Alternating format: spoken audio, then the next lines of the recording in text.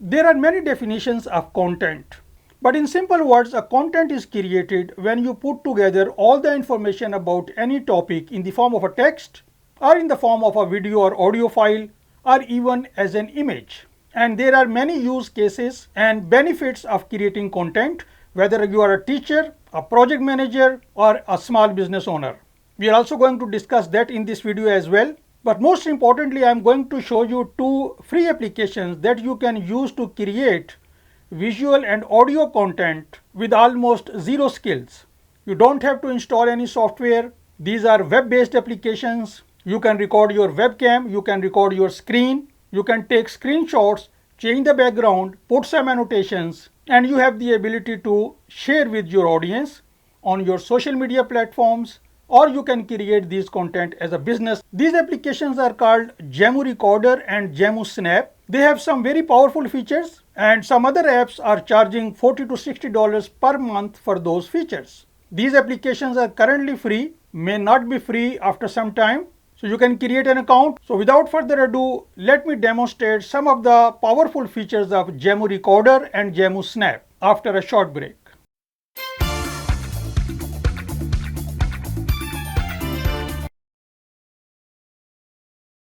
Hello and welcome to my channel. My name is Tahir and I make videos about technology integration in teaching and learning. Gemoo has launched Gemoo Recorder and Gemoo Snap recently and contacted me to make some videos about these products. And because I honestly believe that these products are extremely useful for my audience, therefore I agree to make these sponsored videos. There will be 3 videos. In this first video, I will be showing you how to do the installations, how to get started with these applications, and I will show you the user interface of Gemoo platform and how contents are organized within the platform in cloud storage. In the second video, we will be looking in depth on Gemoo Snap, and in the third video, we will be focusing on Gemoo Recorder, how to record videos, how to edit them quickly and share in different ways. So this is a good opportunity for you to learn how to create visual content with almost zero skills. And now without further ado, let me show you how to install these applications. Now this is their website gemoo.com, and in the product section you can see Gemoo Recorder and Gemoo Snap. There are 2 ways to access these products. The first is that you can straight away log in, click on login, and then you use your Google account to straight away log into your dashboard.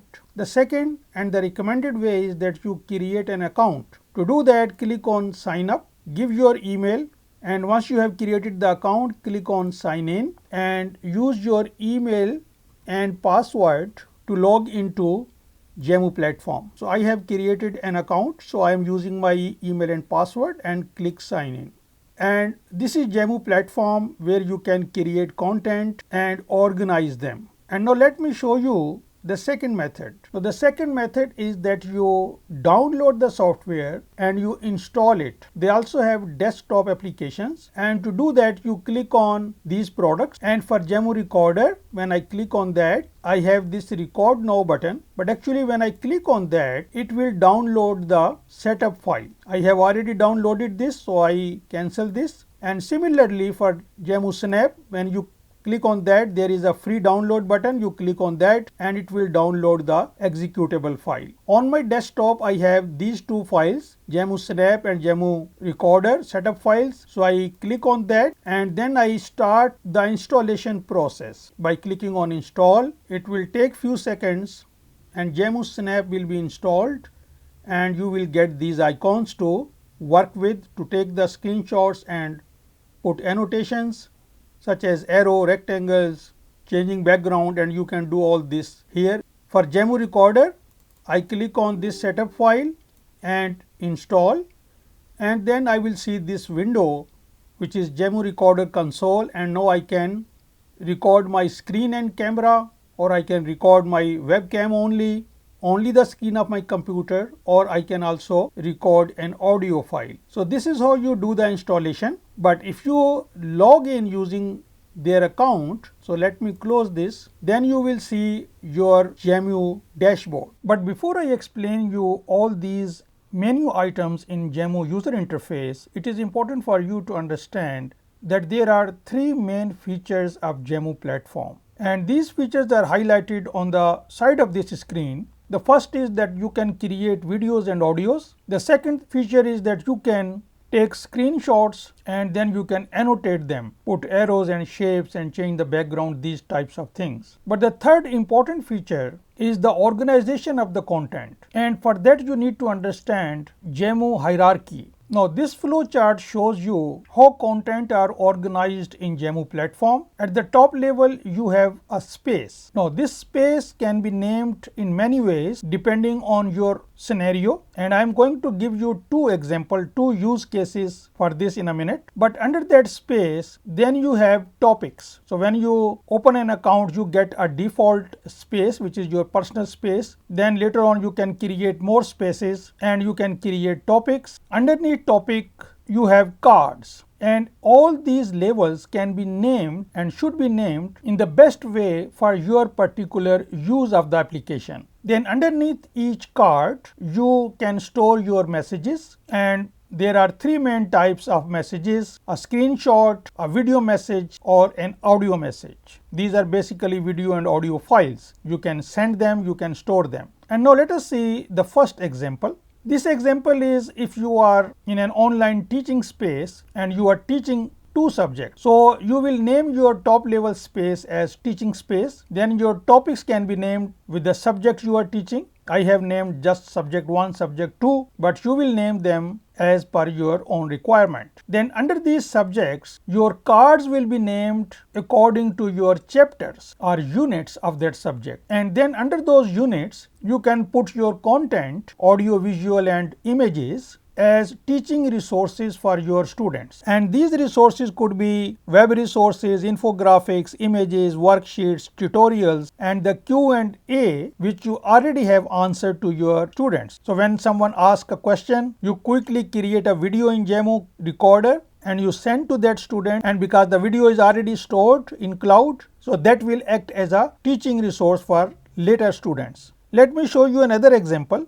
This is an example. If you are a project manager, then you will name your space with the name of your project. You can have more than one projects. So you will create another space for the second project and so on. Then underneath your project, you will name your topics as the departments of your project: design team, procurement team, or testing team. And under those topics, your cards could be the name of your team members. And then you attach messages to that particular card when you want to send a message to a particular team member. And your messages could have many forms which I have inserted inside these brackets. It could be SOPs, standard operating procedures. If a new employee joins, you can send that person some onboarding videos and audios about the company and how you work. Then you can save some organizational charts as images, sheets, memos, some tutorials for new employees or even for experienced employees, and again Q&A. You might have answered some very important questions that you want to resend to some other person. So this was another example how you can use Gemoo hierarchy and how you can name those spaces, topics, cards, etc.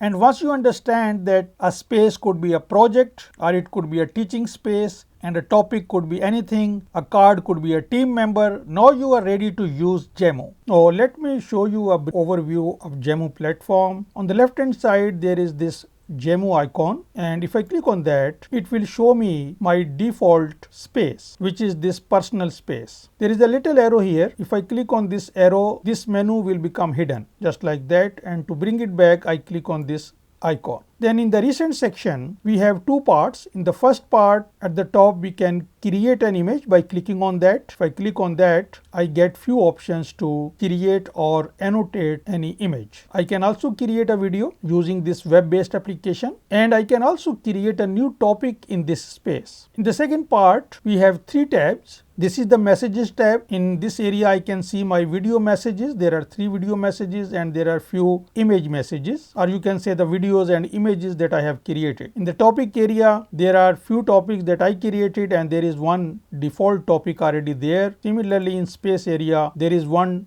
default space, this one which was already there, and this space I created. Then in the start section, I have not started any topic or anything, but if I start some message or topic, those will appear in this area. Then we have notification sections where all the notifications will appear, but the settings for these notifications are at the lower left corner in this area where there is my profile image. So I click on that and I click on notification settings, and this is the place where I can set notification preferences. I am not going to do that. You can read these options. These are self-explanatory and you can set your notification preferences. And in this area you can also sign out, and you can click on my account and there are your account details, your email, your password, and you have the ability to delete your account in this area as well. And if you archive any topic or any message, those will appear in this area, and if you delete something, those deleted messages and topics will appear in trash area.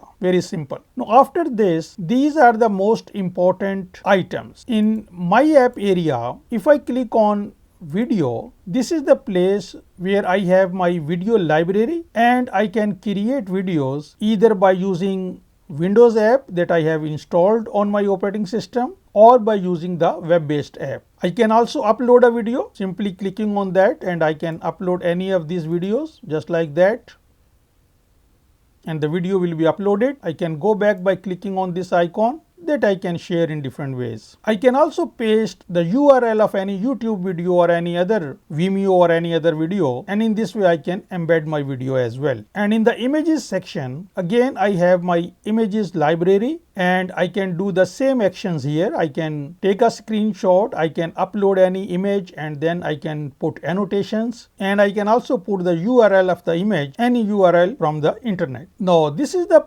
area where you create content, and this is what we are going to talk about in next videos.